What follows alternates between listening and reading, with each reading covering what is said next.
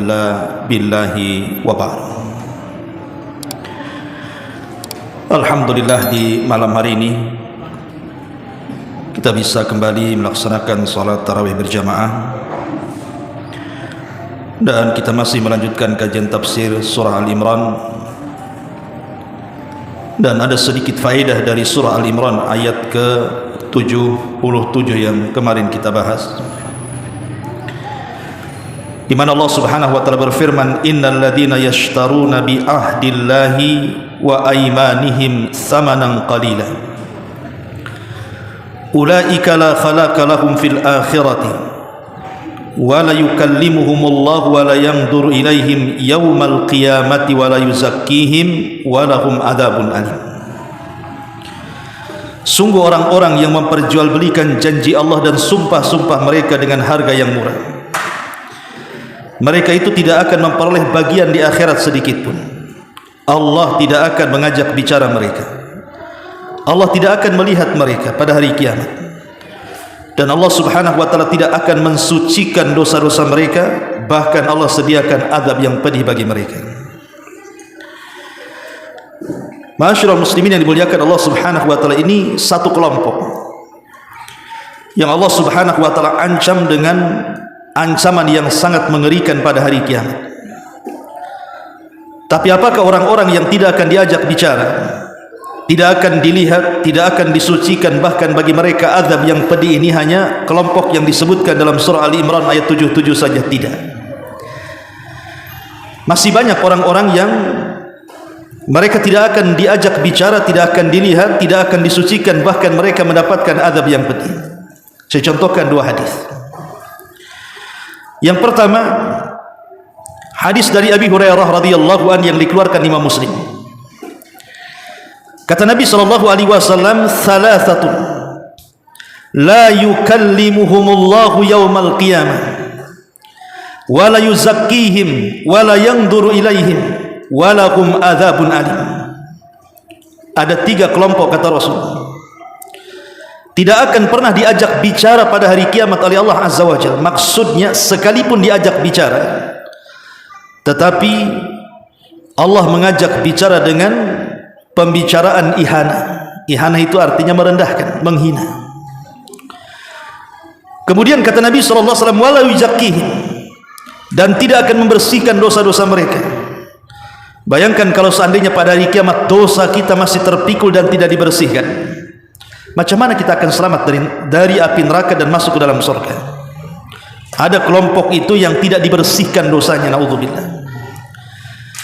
Kemudian yang ketiga, wala yanzuru ilaihim, Allah tidak akan melihat mereka. Maksudnya nadratar rahmah, dengan penglihatan rahmat. Mereka tidak akan diberikan kasih sayang sedikit pun oleh Allah Subhanahu wa taala. Lebih parahnya, walahum adzabun alim, bagi mereka azab yang sangat pedih. Siapa tiga kelompok ini? Kata Nabi SAW, syaikhun zanin. Yang pertama, syaikhun zanin, orang tua yang tidak bisa meninggalkan kebiasaan zina. Orang-orang yang sudah tua tapi masih berzina. Zina sendiri ada dosa besar, ikhwan. Mau dilakukan anak muda, mau dilakukan orang tua, sama-sama dosa besar. Tetapi yang namanya dosa itu bertingkat-tingkat. Walaupun sama-sama dosa besar, anak muda berzina dosa besar, orang tua berzina dosa besar. Tapi kalau zina ini dilakukan orang yang sudah tua, maka dosa besar ini jauh lebih besar lagi dosanya dibandingkan anak muda yang berzina. Apa alasannya?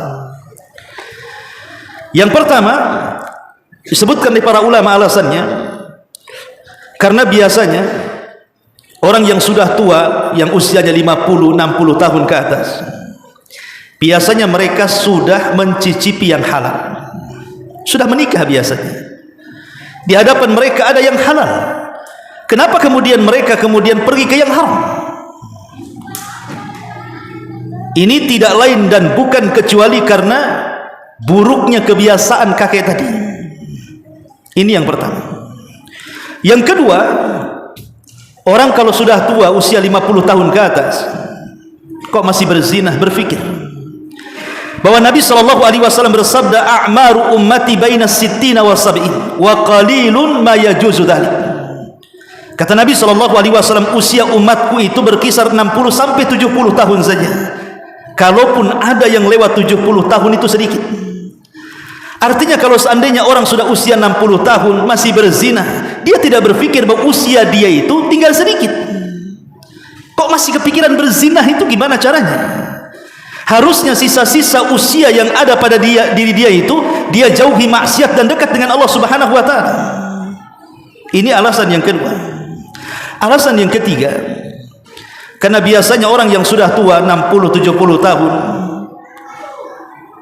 kekuatan fisik pun sudah berkurang, tenaga sudah berkurang, pandangan mulai rabun, telinga mulai budek kan gitu, langkah kaki mulai goyang, syahwat pun mulai kurang, dan begitu seterusnya. Artinya bahwa orang yang seperti ini tidak ada pendorong untuk melakukan zina, syahwatnya itu melemah.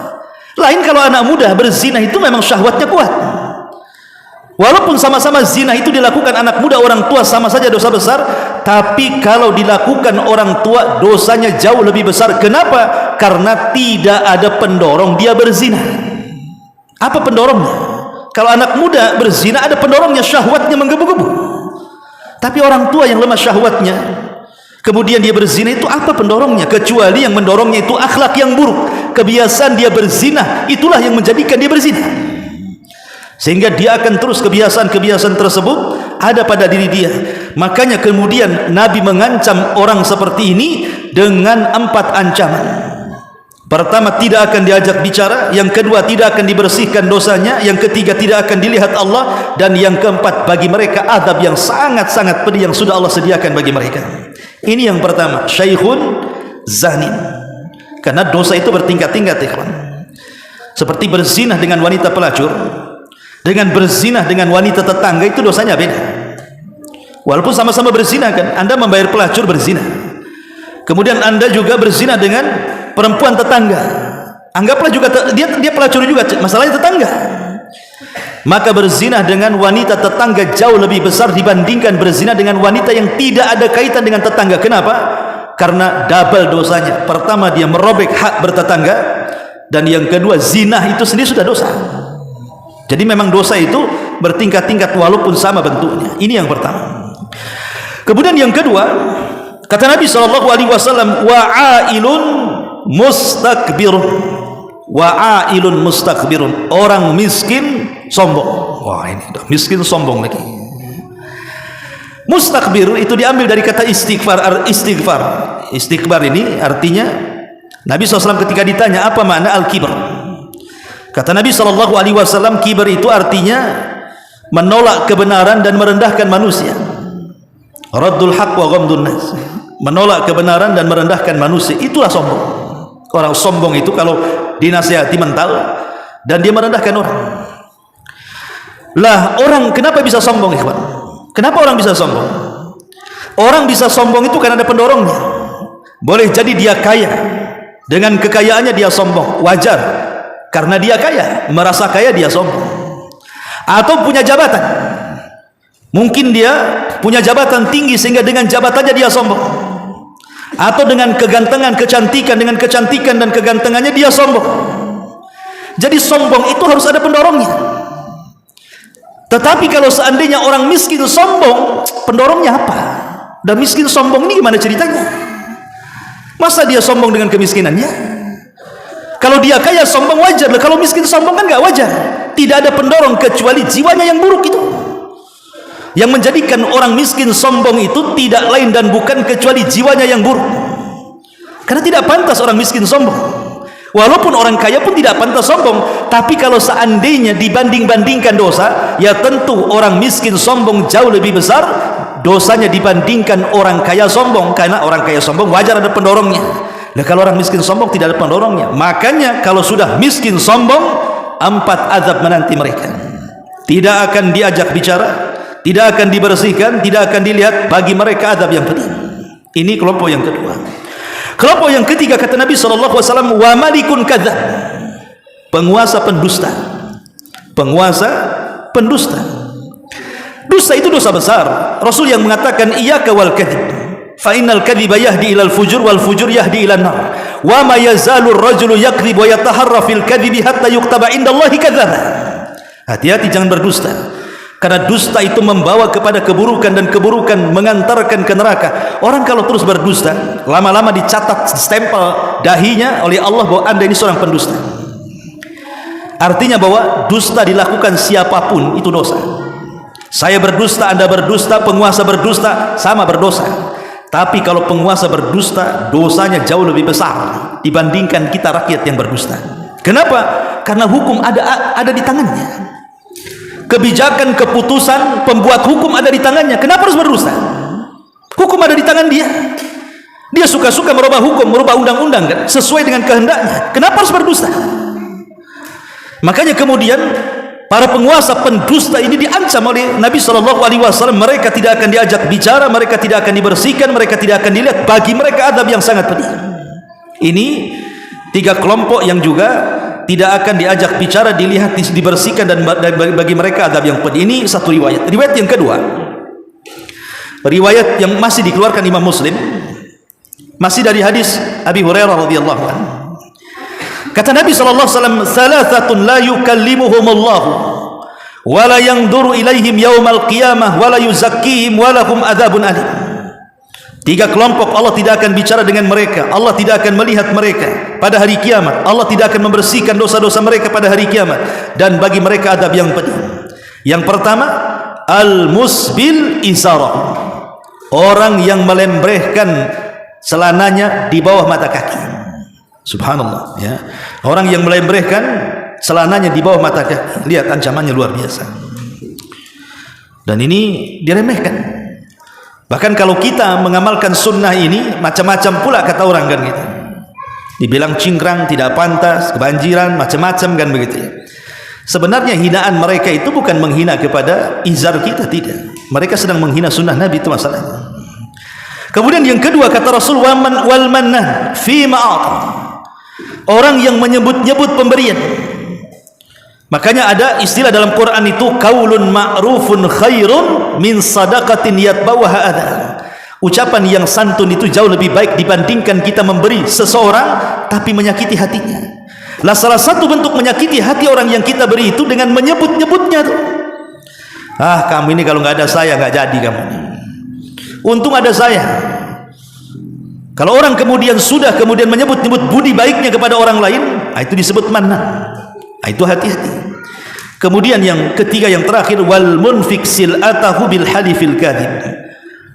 Orang yang jual beli, untuk melariskan dagangannya dia rela bersumpah dengan sumpah palsu. Dan yang pertama kali bersumpah atas nama Allah untuk kedustaan siapa? Iblis. Iblislah yang pertama kali bersumpah atas nama Allah untuk sebuah kedustaan. Allah mengatakan apa? Wa qasamahuma inni lakuma laminan nasihin. Bayangkan Adam dan Hawa ini hidup di alam para malaikat. Belum ada makhluk yang bersumpah atas nama Allah untuk sebuah kedustaan kecuali iblis. Makanya ketika kemudian iblis memberikan was-was kepada Adam dan Hawa untuk mendekati pohon larangan, keduanya tidak mau mendekati pohon larangan. Tapi ketika iblis sudah bersumpah di alam para malaikat atas nama Allah, tentu Adam alaihi salatu wasallam tidak menyangka kalau sumpah itu untuk sebuah kedustaan, dan mengatakan, wahai Adam, sesungguhnya kenapa Allah larang kau dekat pohon itu? Illa an takuna malakaini au takuna minal khalidin. Sebenarnya Allah itu hendak supaya kamu jangan jadi malaikat, atau supaya engkau jangan kekal di surga. Makanya dilarang dekat pohon ini. Bersumpah pula iblis. Makanya Adam percaya dengan sumpah itu. Lah rupanya iblis yang pertama kali bersumpah atas nama Allah untuk sebuah kedustaan ditiru pula oleh para pedagang hari ini. Makanya Nabi SAW mengatakan, wal munfik sil'atahu bil halifil kadhib, orang yang hendak melariskan dagangannya dengan banyak bersumpah. Wallahi, wallahi, sedikit-sedikit wallahi, wallahi dari sana nggak dapat, wallahi ini barang bagus, wallahi, terus wallahi dia. Nah, ini hati-hati. Maka orang yang halif al-ghamus, orang yang memudah-mudahkan bersumpah, apalagi sumpahnya untuk kedustaan, maka mereka tidak akan dilihat, tidak akan dibersihkan, tidak akan diajak bicara, bahkan bagi mereka azab yang pedih. Inilah diantara faedah dari surah Al-Imran ayat 77, subhanakallahumma bihamdika asyhadu an la ilaha illa anta astaghfiruka wa atubu ilaik. Allahu taala alam. Assalamualaikum warahmatullahi wabarakatuh.